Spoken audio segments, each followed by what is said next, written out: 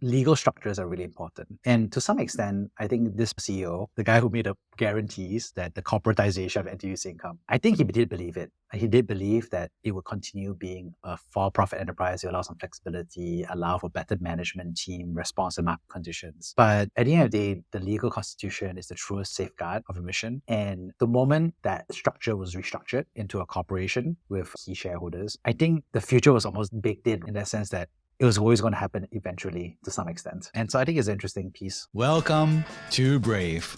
Learn from Southeast Asia's best tech leaders.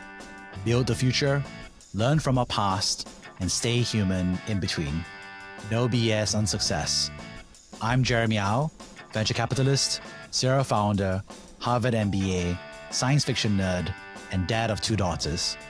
Every week, we debate startup news, interview changemakers, answer listener questions, and share personal insights.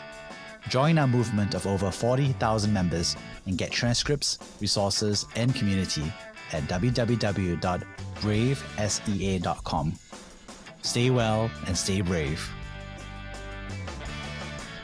Evo Commerce sells premium affordable supplements and personal care electronics, operating in Singapore, Malaysia, and Hong Kong. Strive brand sells salon-grade quality products for home use and using direct-to-consumer channels through its online retail channels and physical shops. BBAC is the leader in hangover remedies in over 2,000 retail outlets across the region. Learn more at bbac.co and stryv.co. Hey, Shuyan. Hey, Jeremy. How's it going? Good. I'm calling in from sunny Palo Alto, so Silicon Valley. It's been 4+ years since I've been here. It was like pre versus post-pandemic, and it's crazy because it's just like before and after, and everything looks beautiful, everything looks the same. But in your head, like 4 crazy years went by. I guess I don't have that because I go to the US so frequently. But yeah, I mean, it's hard to beat California weather and natural beauty. The best. Yeah, I've been busy loading up on Mexican food and soon In-N-Out. Oh no, you should be eating fresh produce. It's tomato season, it's stone fruit season. You should go get all that fresh fruits and vegetables that's hard to find at home. Okay, I did have one salad today, so I do feel like salads are fresh in California as well. How do you resist Taco Bell? Oh, no, don't do that. You gotta go to the mission. Do not eat Taco Bell. Eat proper Mexican food. I know. I did have proper Mexican food, but then you have to have authentic Mexican food, and then you gotta get your fast food Tex-Mex. To each his own. I'm not judging you. I'm really judging you, actually. Totally judging you. Thank you for being honest about you judging me. So on the note of judging, people did write in about the NTUC Income, the Singapore insurance, and said that they really enjoyed our episode. Obviously, at the time, there was very little news, but we had heard about the news and we identified that there was a lot of gaps in the logic that was articulated. And since then, you and I had been swapping a lot of notes about the various interviews and notes and facts that have come out. So what's your take on the situation now, Shuyan? I mean, I think the biggest news that came out was the former Income CEO's open letter to MAS. And I guess there were new facts in that surprised me. So this guy, in that he had given assurances to the independent board members at the time of Enterprise's investment that their commitment was to safeguard the social mission and that their capital was going to be permanent capital and was not going to be redeemed. And so obviously he feels betrayed now that that is no longer the case and he wrote this open letter. But I think fundamentally to me, there's a question of, do you still believe in the social mission? I think it's one thing to say we needed income when we were a young country and getting off the ground and all the policy sizes were too small. So no profit-driven insurance company would underwrite them. So that's why we needed a cooperative to do it. But now we're in a different phase of development and that's no longer the case. And therefore, we're not going to do this anymore. So that's like the motivating idea around our social mission no longer is valid. And therefore, the best thing to do is to sell it off, make a profit for shareholders, and let the market do its thing. I think that's one thing. I think it's really hard to say, oh, we're going to sell it to Allianz, a profit-making entity. But Allianz is committed to its social mission. I just find that really hard to believe because it is hard to stop profit-making entities for behaving in profit-making ways. That is their nature. And so fundamentally have to either say one thing or the other thing. I think trying to get both feels a bit disingenuous to me. What do you think, Jeremy? First of all, a fantastic way to describe the history, and I think also to describe a fair question to ask, which is, do we believe that it's social mission? I think that's also probably what the regulators thought about, because we already know that this must have cleared regulators way beforehand. So this must have been a decision that was made. But like I said, I agree with you. That has never been articulated as a can of worms. I think the second piece that I really resonate with you is the language was so inconsistent logic-wise that I think it caused everybody to jump on it, right? Because like you said, one is we'll maintain a social mission, but we have changed it from a cooperative to a corporation with a corporative's majority stake in it to now effectively we're selling it off. So that's one. And then two, I think the other part that I found a bit hilarious on the logic was like what they said was, this company is doing really well and we have plenty of money, but we also need Alliance to bring in new money. But then Alliance is going to buy 51% and this company is not going for an IPO, we're just selling shares, right? And I'm like, So there's no new money. Yeah, exactly. There's no new money. Wait, so it's kind of like inconsistent, right? It's like you don't need money, but then you're supposedly getting money. But then you're supposedly getting money, but there's no new money. Actually, if you really look at the transfer, what is happening is that supposedly currently policyholders will be grandfathered in, number one. Number two is that Alliance will pay a premium because there's a way to get into the Singapore market and grow a customer base and operations, fine. But three is the premium, the money is not going into NTUC Income or the current shareholders. It's actually going to the NTUC enterprise, those capital, I guess in some levels, returns to the cooperative itself. I think that simplification really should have been spelled out better because I think they just try to put every single positive message together, but it just didn't make any business logic sense. Yeah, I think it's confusing. And so ultimately, do you believe that cooperatives should exist? And then people make this argument, oh, but it's not like NTUC is always the cheapest. Therefore, it no longer exists as a cooperative or whatever it is. And I was like, I mean, first of all, I think there's a million SKUs because people don't actually want to always compete on price on the exact same thing. They're trying to give people bundles of features that are at a price that people will pay for. And so I think the nature of being a cooperative and not being a profit-making corporation is that you have more flexibility to offer things that are reasonably priced that are not top of market. But you still cannot sell them in a loss-making way because that also does not make any sense. I mean, it's such an interesting situation, but I think it's also like a microcosm of how poor corporate communications is in Singapore. I think we can say corporates do it better, I would say. I think I wouldn't call this a corporate communication. I would say it's a cooperative communications error. Because I think it's just trying to message to everybody. But the crux of it is like, if your business decision doesn't make sense, you should be transparent about it because if not, people are going to assume the worst of it. So let me give you an example. I think it's okay for us to say that NTUC Income is not the world's best performer because it's not meant to be the world's best performer in terms of profit. So as a social enterprise, like you said, it's meant to be run at break even or at low profit levels because it's able to offer better pricing on insurance, right? So what we can say is if we really look at the financial statements, if we look at it properly, is first of all, NTUC Income is doing well in some segments of the business, especially where there's a social mission because they're able to have a low cost of capital, number one. Number two is they are underperforming in some highly competitive verticals because they're trying to act like a corporation, which they really should not be doing because it's a very different business model and it's also very expensive and they shouldn't be there as a team. Number three is they don't have a lot of liquidity, but they are rated very highly by the markets because he has implicit government support. And so the whole point of it was that NTUC Income is supported by NTUC Enterprise, NTUC Enterprise is supported by the Singapore government. And the reason why they're able to borrow cheaply on the public markets is because of that implicit government support. And I think we can just say all that stuff and just say, yeah, on a standalone basis without government support, it's not the world's best organization and wouldn't have the world's best debt position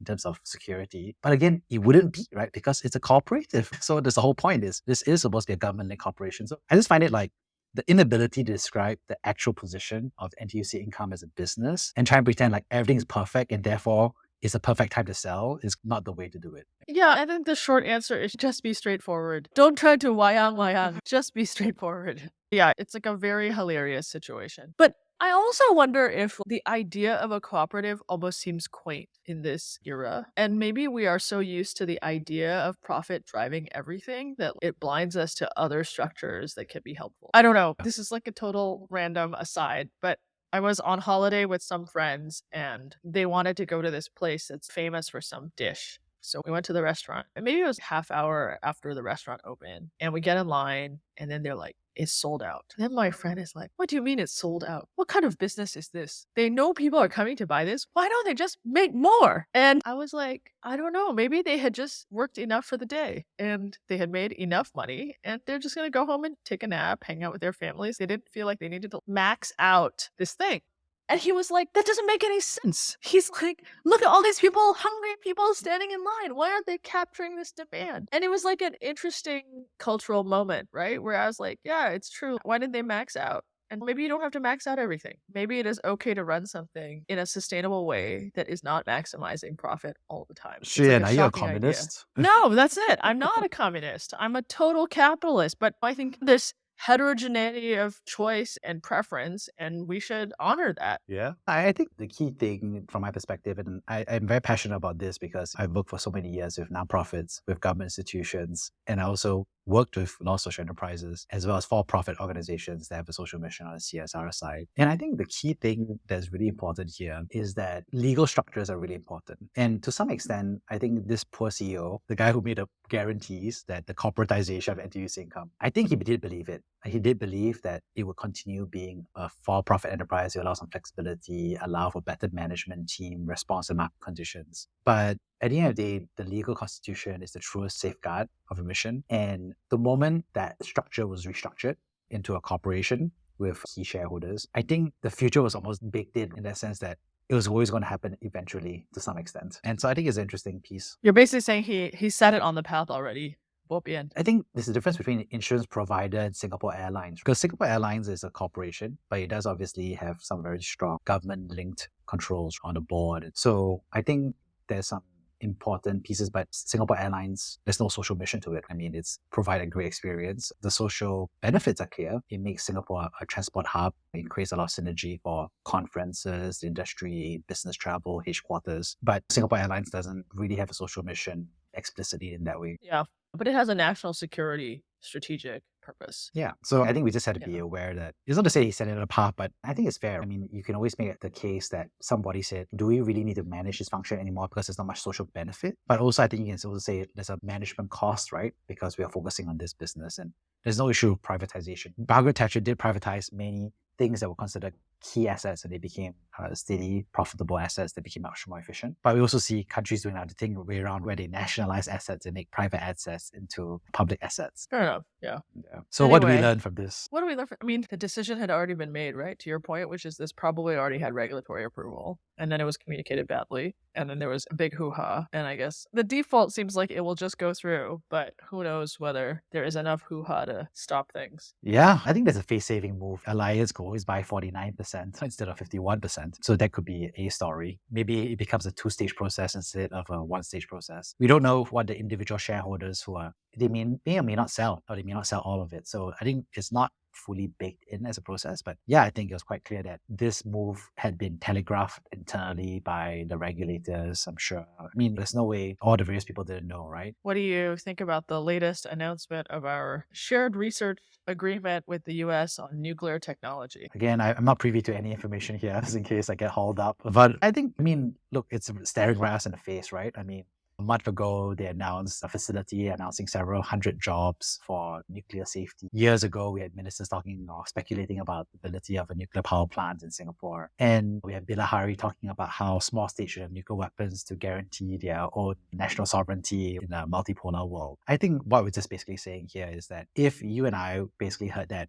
America signed a deal with Saudi Arabia to set up nuclear research, all of us would be saying it's not an energy problem, although it's also a defense and geopolitics issue, right? It's the same way in the previous episode I said, what this tells me is that we are on a path to build out a nuclear capability in civilian energy usage. And I think it makes a lot of sense. I think the world is moving towards it. Nuclear reactor safety is much more safer with modular. There's no way for Singapore to really get to net zero for climate change and carbon emissions because, first of all, we have oil and gas. Two is we have solar cells, but there's a lot of cloud coverage. We don't have enough space for wind farms. We don't have geothermal. If we want to keep a promise for net zero and we want to be a high-tech country that uses all the latest AI chips and data storage and does as much high-end manufacturing, you better have cheap energy. And the only way to get there is through a nuclear power plant. To keep all those promises. I'm not saying that we know that's going to happen, but I'm just saying like the answer is there, right? Yeah, all things to look forward to. But Yeah. on a more cheerful note, we have all these great new memes with the addition of Tim Walz to the Democratic Democratic ticket. It was so funny because I was like, I felt like this was like diversity, equity, and inclusion recruiting, but in reverse, in the sense that it was like No, watching. even better. There was a picture of Tim Waltz fishing. He's like in full-on fishing gear, standing in a river, and Yeah. it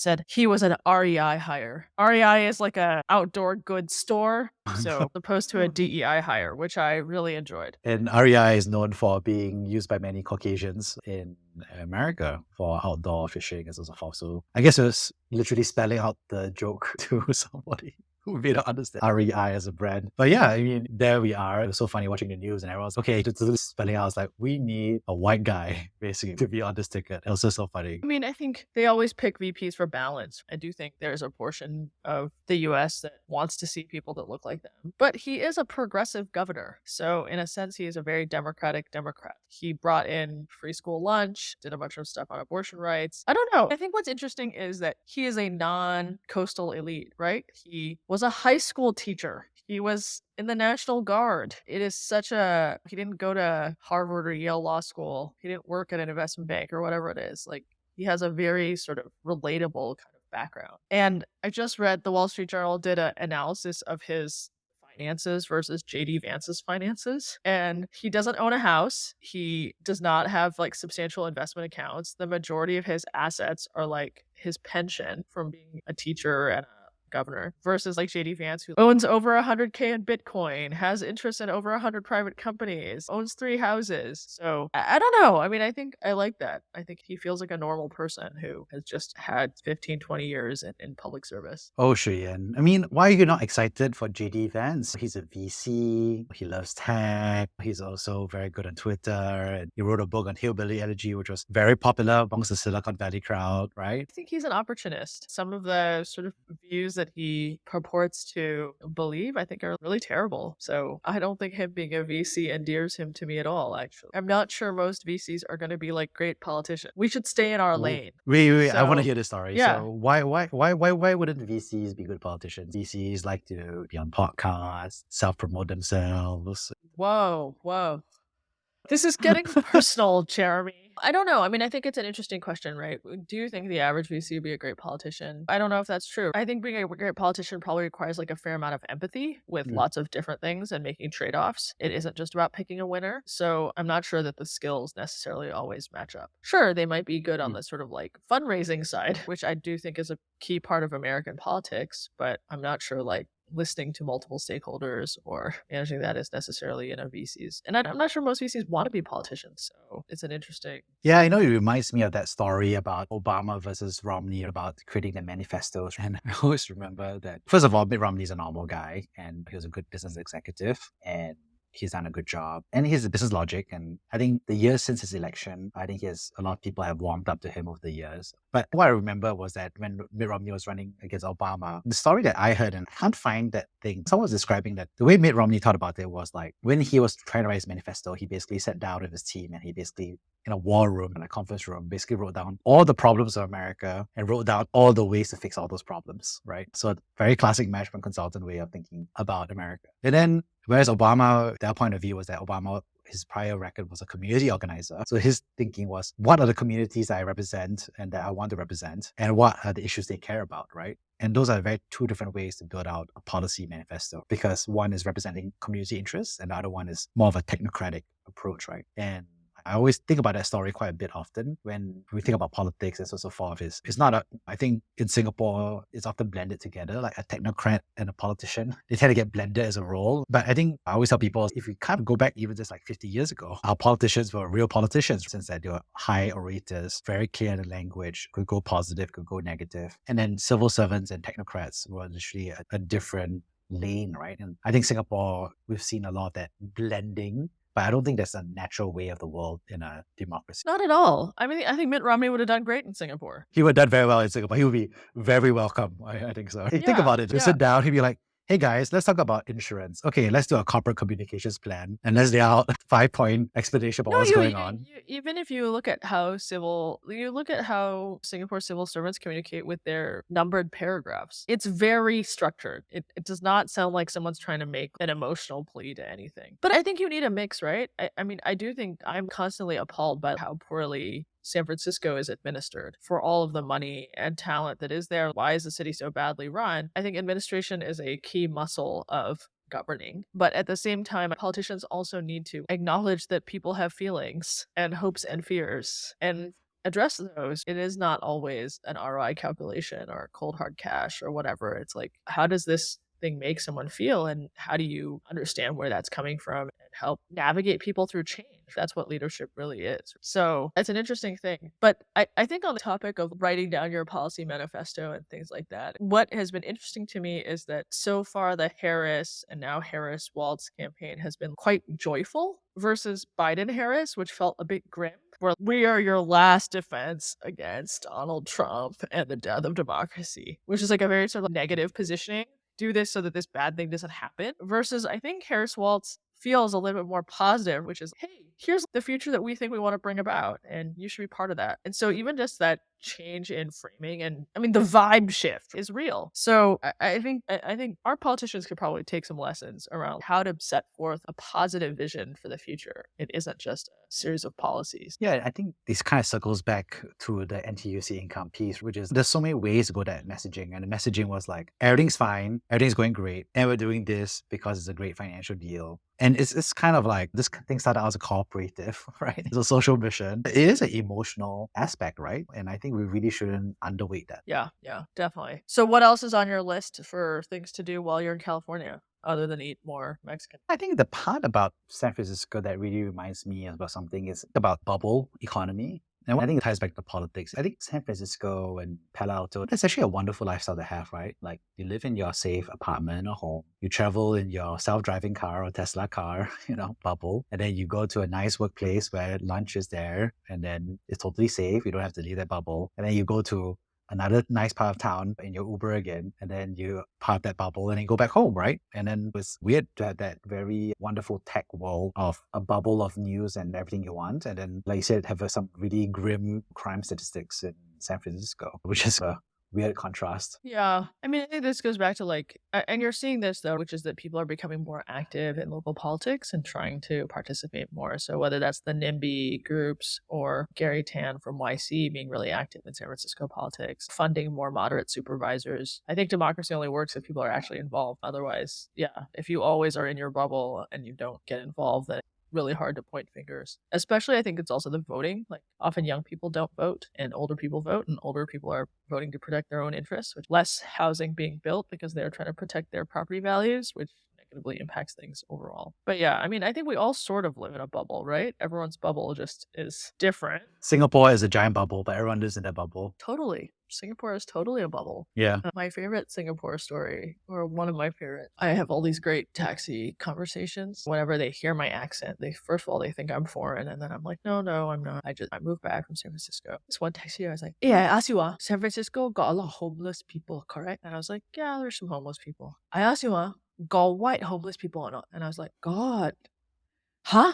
Really? I was like, because housing affordability is an issue that impacts everyone. Like I explained about how like new houses weren't getting built and blah, blah, blah. And then he's, what's that government doing about it? And I was like, I think you fundamentally misunderstand how government works in the US. I was like, kind of nothing. So it's like very amusing to me, right? Because it's, first of all, racism aside, there's also Singaporeans have all these expectations on what a government should and should not do. And they're like horrified when other people don't do anything. He didn't ask, what are the citizens doing about it? He asked, what's the government doing about it? No, yeah, that's a fair point. What are families doing about it? What's your local neighborhood doing about it? That's a fair points. Yeah. So on that note, let's wrap up. Yeah. Go eat some strawberries. Go eat some okay. fresh tomatoes for me. That's a good point. On that note, see you around next time. All right. Take it easy. Thank you for listening to Brave. If you enjoyed this episode, please share the podcast with your friends and colleagues. We would also appreciate you leaving a rating or review. Head over to www.bravesea.com for member content, resources, and community. Stay well and stay brave.